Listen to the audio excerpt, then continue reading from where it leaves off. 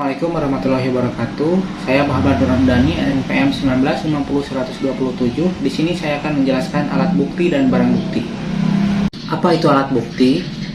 Dalam pasal 184 ayat 1 Kitab Undang-Undang Hukum Acara Pidana atau KUHP disebutkan bahwa alat bukti yang sah adalah keterangan saksi, keterangan ahli, surat, petunjuk, dan keterangan terdakwa. Lalu, apa itu barang bukti? Kitab Undang-Undang Acara Pidana memang tidak menyebutkan secara jelas tentang apa yang dimaksud dengan barang bukti.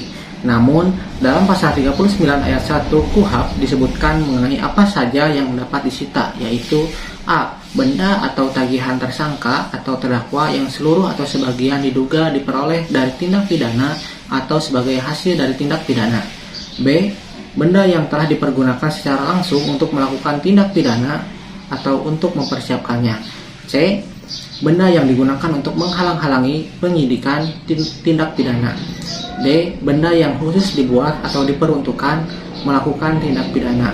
E. Benda lain yang mempunyai hubungan langsung dengan tindak pidana yang dilakukan.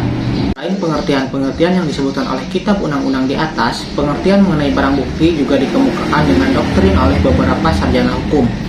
Dari beberapa pendapat sarjana hukum dapat disimpulkan bahwa yang disebut dengan barang bukti adalah A.